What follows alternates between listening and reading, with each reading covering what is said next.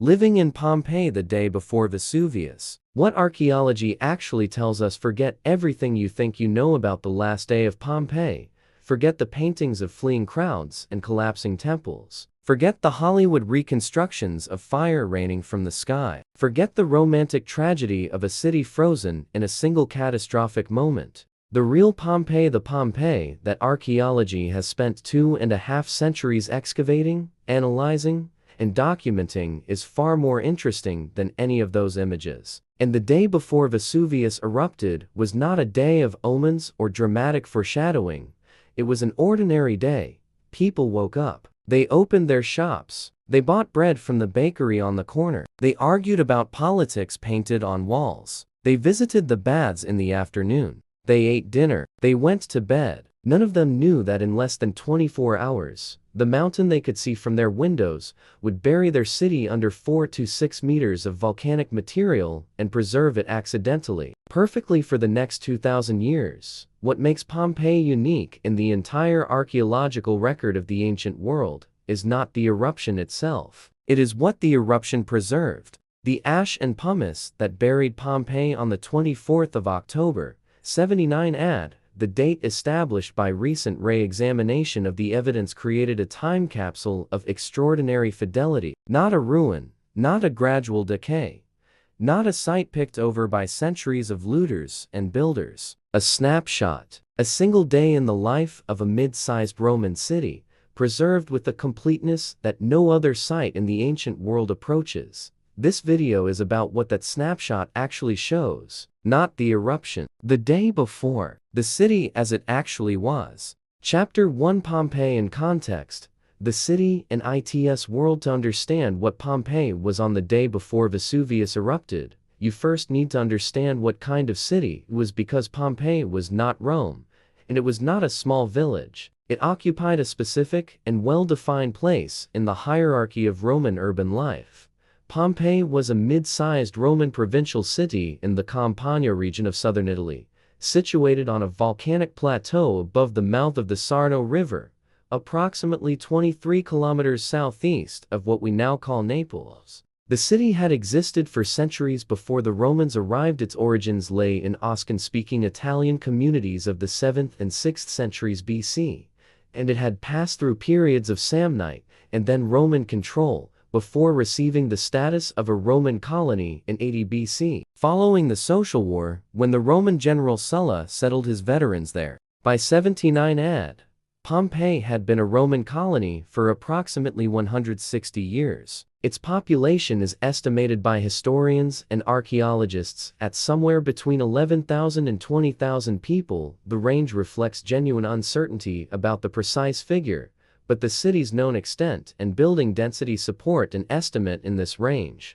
It was not a great metropolis. It was a prosperous, active, fully developed Roman city of the second tier, the kind of city that existed in dozens of locations across Roman Italy and the wider empire, functioning as a regional center of commerce, administration, and social life. The city's economy rested on several foundations. Agriculture dominated the surrounding region. The volcanic soils of the Campanian plain were extraordinarily fertile, supporting viticulture, olive cultivation, and grain production on the estates that surrounded the city. Pompeii functioned as a processing and distribution center for these agricultural products. Wine and garum, the fermented fish sauce that was a staple condiment of Roman cooking and a significant Pompeian export commodity, were produced in the city and its vicinity and shipped from the Sarno River to markets across the empire.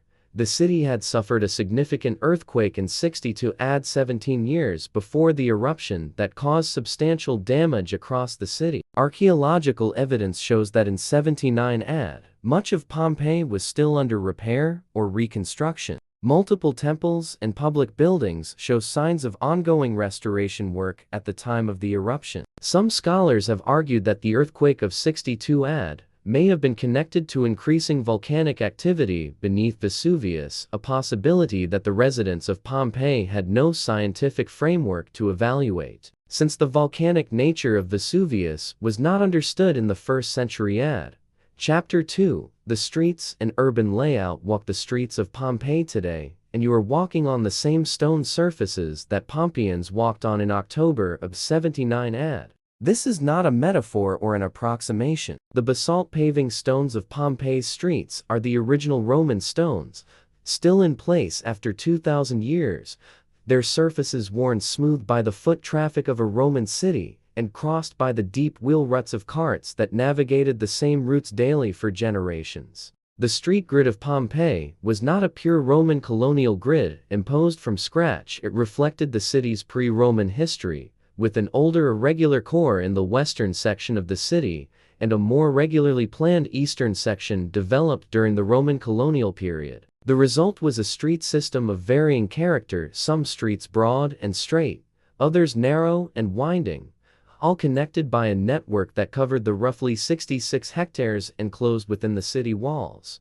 The streets of Pompeii were not pleasant by modern standards. They were narrow. Many of the secondary streets were barely wide enough for a single cart, and they served simultaneously as thoroughfares, markets, workshops, and sewers. The absence of a closed underground sewage system meant that wastewater and organic material flowed along the streets in channels cut into the paving, draining toward the city's edges. The smell of a Roman street in summer would have been substantial. The elevated stepping stones that crossed the streets of Pompeii at regular intervals, a feature immediately recognizable to any visitor to the modern site, were not decorative. They allowed pedestrians to cross the street without stepping into the drainage channels running along the roadway, while being spaced to allow cartwheels to pass between them. They are a practical solution to a practical problem, and their presence confirms what the drainage channel evidence already suggests about the condition of the street surface. Traffic management in Pompeii was more organized than you might expect. Archaeological analysis of wheel rut patterns and of grooves worn into stepping stones and doorways has allowed researchers to determine that significant sections of the Pompeian street network were effectively one-way for wheeled traffic, a conclusion published by archaeologist Giuliano Amato following systematic study of the wear patterns. Cart traffic in the city followed established routes, and some streets show evidence of barriers that prevented wheeled vehicles from entering certain areas. The facades of buildings along Pompeian streets were alive with painted information. Electoral notices programmatically, in Latin, covered exterior walls throughout the city, urging support for specific candidates in the municipal elections that govern Pompeian civic life. Thousands of these painted notices survive, and they constitute one of the richest collections of Roman political ephemera in existence. They name candidates, list their supporters, and sometimes specify the profession or neighborhood of the endorsers, providing a detailed picture of how Roman municipal politics actually functioned at street level. Chapter 3: Architecture and Building Types. The architecture of Pompeii in 79 AD was varied, stratified by wealth and function, and built in layers that reflected the city's centuries of development. The most impressive private structures in the city were the aristocratic domus, the large, inward-facing townhouses of Pompeii's elite that combined residential function with the performance of social status. The classic Pompeian domus followed a standard layout that is now one of the most studied architectural forms in Roman archaeology. An entrance corridor leading to the atrium, a central hall with a rectangular opening in the roof, and a shallow pool beneath to collect rainwater, beyond which lay the tablinum,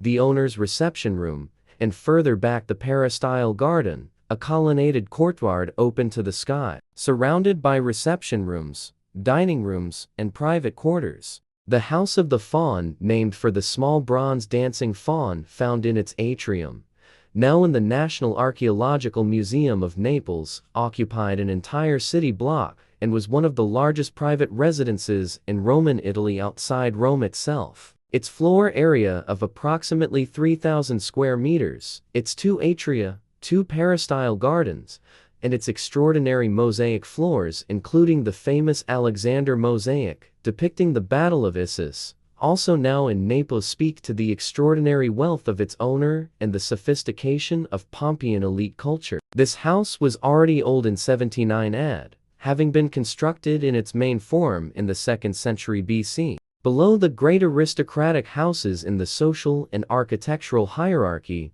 came the medium-sized houses of the commercial and professional middle class. Respectable but smaller domes, sometimes with shops opening onto the street from their frontages, combining residence and commercial activity in the pragmatic Roman fashion. Then came the workshops and commercial premises, the tabernae, the single-room street front shops that lined the major streets of Pompeii. These were the commercial cells of the Roman urban economy, bakeries with their distinctive stone mills still in place, thermopolia, the Roman equivalent of a food counter, with large ceramic vessels set into a masonry counter containing warm food for immediate consumption, fulleries where cloth was cleaned using human urine collected from street-side vessels, workshops producing pottery, metalwork, and the full range of goods required by a functioning urban community. The thermopolia of Pompeii deserve particular attention because they are one of the most direct pieces of evidence for how ordinary Romans actually ate. More than 80 thermopolia have been identified in Pompeii. They were concentrated along major streets and near the Forum and the city gates,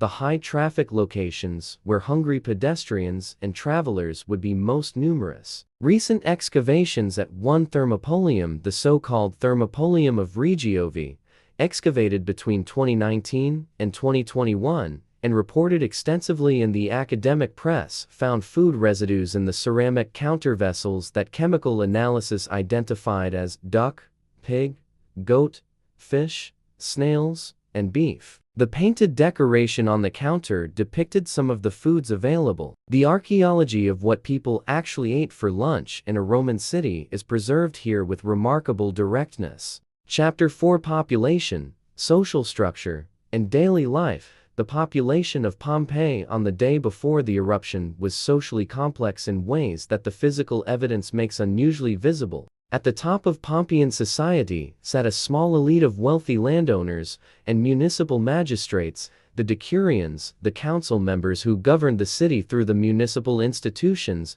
of a Roman colony. These were the men whose electoral notices covered the city's walls, whose names appeared on public dedications, and whose large houses occupied the most prestigious locations in the urban fabric. Their wealth derived primarily from land, the agricultural estates surrounding the city, supplemented by commercial investments and money lending. Below the municipal elite came the freedmen, formerly enslaved people who had been manumitted by their owners and who occupied a distinctive and often economically significant position in Roman society. Freedmen could not hold the highest municipal offices, but they could accumulate significant wealth through commerce and manufacturing, and some of the most prosperous commercial establishments in Pompeii were operated by freedmen families. The Augustals, a priestly college dedicated to the imperial cult, was dominated by wealthy freedmen who used their membership to acquire social prestige that their legal status otherwise denied them. Enslaved people constituted a significant portion of the Pompeian population, as they did in all Roman cities. Roman law defined enslaved people as property, and they appear in the documentary and archaeological record of Pompeii in multiple forms. In the names scratched on amphorae, in the electoral notices that sometimes list the slaves of a household among the supporters of a candidate, and in the physical spaces of the houses themselves, the small, poorly lit service rooms and storage areas that contrast sharply with the decorated reception rooms of the same buildings. The daily rhythm of Pompeian life followed the logic of Mediterranean climate and Roman social convention. The working day began at dawn. Shops opened. Bakeries that had been working through the night distributed bread. The streets filled with commercial and social activity. 23 bakeries have been identified in Pompeii, their stone mills and ovens still in place. Analysis of carbonized bread loaves found at the site, including the famous loaves still in their baking pans recovered from the bakery of Modestus, confirms the types and sizes of bread produced for the Pompeian market. The baths were among the most important institutions of daily social life. Pompeii had at least 4 sets of public baths within its walls: the Stabian baths, the Forum baths, the Central baths, and the Sarno baths, plus the large suburban baths outside the city gates. The Stabian baths, the oldest in the city, had separate sections for men and women, with the standard sequence of changing room, cold bath, warm room, and hot room. Admission was inexpensive and within the reach of most of the free population. The baths were not merely hygienic facilities, they were the primary venue for social interaction across class lines, places where business was conducted, gossip exchanged, and the social fabric of the city renewed daily. Chapter 5: Food, Trade, and Economic Life. The economic life of Pompeii on the day before the eruption was active, diverse, and deeply integrated into the wider Roman commercial world. The evidence for this integration is material and direct. Amphora stamps and graffiti from Pompeii document the arrival of wine from across the Mediterranean world, from Spain, from Gaul, from the Aegean Islands, alongside the local Campanian wine that was produced on the volcanic slopes of Vesuvius itself. Campanian wine was highly regarded in the Roman world. The wines of the Vesuvian region, particularly from the slopes above Herculaneum, were known by name in Roman literary sources. Garum, the fermented fish sauce produced from small fish layered with salt and left to ferment over months, was both a local industry and a key trade commodity. The umbracious Scaurus family of Pompeii was among the most successful garum producers in the Roman world, and their product's name appears on amphorae found at sites across the empire. The floor mosaic of the Scaurus family home depicts garum amphorae with the family's brand name, a piece of commercial self-promotion preserved in the domestic decoration of a successful Pompeian entrepreneur. The Forum of Pompeii, the rectangular open space surrounded by colonnaded buildings at the city's civic center, was the hub of both commercial and political life. The Macellum, the covered market building at the Forum's northeastern corner, was the primary market for meat and fish. The Forum itself hosted outdoor markets. The basilica adjacent to the Forum served as the city's law court and commercial exchange. The commercial activity of Pompeii extended well beyond its walls. The Sarno River provided water access to the coast, and the coastal port facilities connected the city to the broader Mediterranean trading network. The road network radiating from Pompeii's gates northward to Naples and the Via Appia southward along the coast toward Stabii integrated the city into the land-based commercial system of Roman Italy. Chapter 6: Politics, Religion, and Cultural Life. Pompeii in 79 AD was governed through the standard institutions of a Roman colony, a system that combined local self-government with integration into the wider Roman imperial framework. Two annually elected magistrates called duumviri held the highest executive authority in the city, presiding over the Ordo Decurionum, the council of local aristocrats, and overseeing the administration of municipal affairs. Below them, two aediles managed public buildings, markets, and games. The electoral system that produced these officials was genuinely competitive. The thousands of surviving electoral notices on Pompeii's walls are not mere decoration but evidence of real political competition between candidates and their supporters. What makes Pompeian political life unusually visible is the direct physical evidence of campaigning. The electoral notices specify not only the candidate and the office sought, but frequently the endorsers, and the range of endorsers is socially revealing. Notices endorsed by bakers, fruit sellers, mule drivers, goldsmiths, and neighboring shopkeepers appear alongside notices from more prestigious supporters, indicating a political culture in which commercial and craft associations played an active role in municipal elections. Religious life in Pompeii in 79 AD was plural in the characteristic Roman manner. The official civic religion centered on the Capitolium, the temple of the Capitoline triad of Jupiter, Juno, and Minerva at the northern end of the Forum. This was the temple of the city's official Roman religious identity, its cult maintained by the municipal authorities as an expression of Pompeii's place within the Roman imperial system. But alongside the official cult, Pompeii hosted a striking diversity of religious practice. The Temple of Isis, rebuilt after the earthquake of 62 AD, at private expense by the freedman Numerius Papidius Celsinus, whose father funded the rebuilding in his young son's name to secure the boy's admission to the city council. A transaction recorded in the dedicatory inscription that still survives on the temple was one of the best preserved Isis temples in the Roman world at the time of excavation.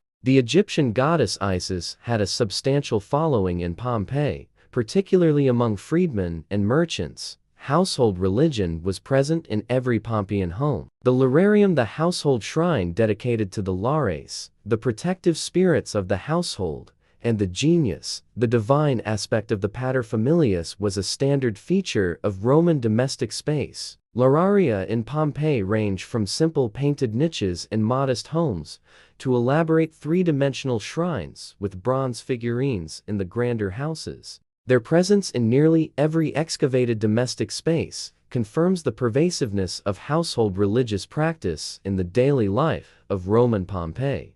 The amphitheater of Pompeii, built in approximately 70 BC, making it one of the oldest permanent Roman amphitheaters known, seated approximately 20,000 spectators, suggesting it served not only Pompeii's own population, but drew audiences from the surrounding region. In 59 AD, a riot between Pompeian and Nucerian spectators at the amphitheater was serious enough to be recorded by the historian Tacitus. The Senate banned gladiatorial games in Pompeii for 10 years as punishment, a ban that was eventually lifted. The amphitheater was back in use by 79 AD. Chapter 7, WHAT, the eruption preserved, and WHATID tells us. The eruption of Vesuvius on the 24th of October, 79 AD, a date established by the convergence of recent archaeological evidence including food remains, coins, and charcoal inscriptions with a new reading of the letter of Pliny the Younger, did not destroy Pompeii in the way that fire or war destroys a city.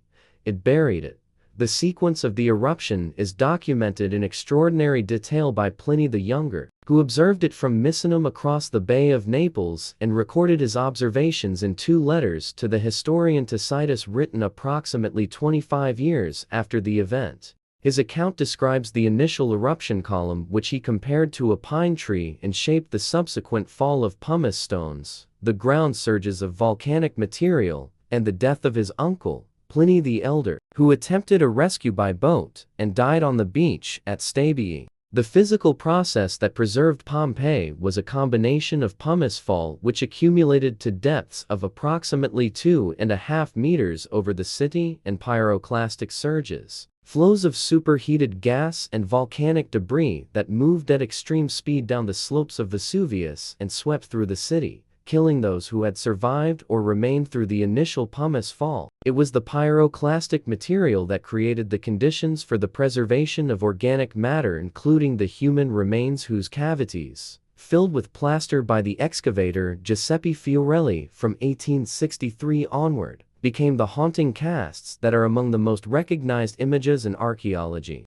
The casts themselves are a subject of ongoing scientific study. CT scanning of the plaster casts, work conducted by researchers including the team at the Pompeii Archaeological Park in the 2010s, has revealed the skeletal remains within the plaster, allowing analysis of age, sex, health conditions, and cause of death. The results are specific and sobering. The victims show evidence of having died extremely rapidly, consistent with the physiological effects of extreme heat from pyroclastic material. One cast shows a man with his hands raised to his face, a position that forensic analysis suggests may reflect the body's reaction to sudden intense heat rather than a deliberate protective gesture. What the totality of Pompeian archaeology tells us about the day before the eruption is a picture of a city fully in motion. Bread cooling in bakery ovens, food in the counter vessels of the thermopolia, painters' tools laid down mid-fresco in buildings under repair from the 62 AD earthquake, a political campaign underway, electoral notices freshly painted on walls advertising candidates for the next municipal election, wine jars being transported,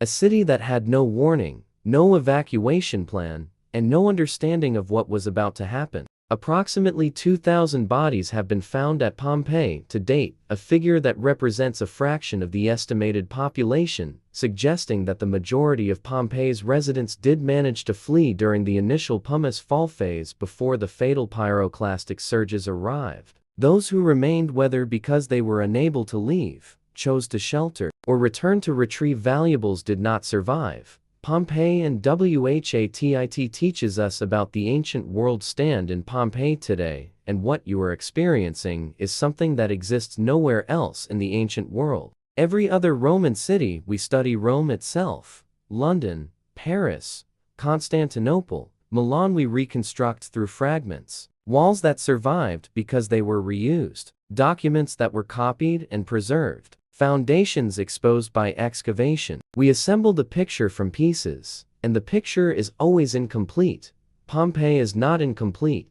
It is the only Roman city where you can stand in a bakery and see the stone mills, the oven, and the counter where bread was sold, where you can read the menu painted on a thermopolium wall, where you can see the electoral notices urging you to vote for Gnaeus Helvius Sabinus for edile, endorsed by the Goldsmiths Association, where you can walk into a house and see the garden where the owner sat in the afternoon, the lararium where the household made its daily offerings, the dining room where guests reclined for dinner, the ordinary life of a Roman city, the life that the grand monuments and official histories almost entirely omit is here, at street level, in a completeness that 2,000 years of subsequent history at every other Roman site has destroyed. The archaeology of Pompeii has been ongoing since 1748, and it continues today. The Great Pompeii Project, funded by the European Union and the Italian government, has been conducting new excavations and conservation work since 2012, and the results continue to refine and deepen our understanding of the city. The thermopolium of Regiovi,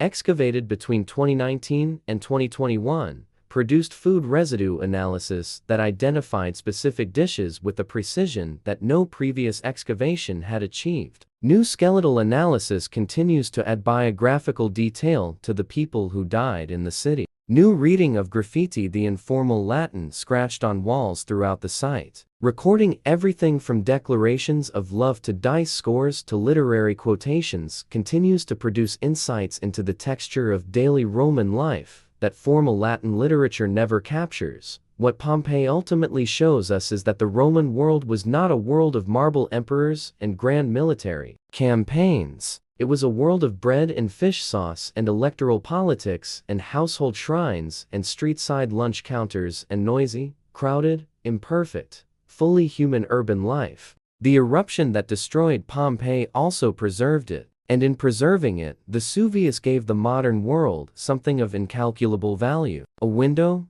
direct and unmediated, into a single ordinary day in the life of the ancient world. The day before everything changed.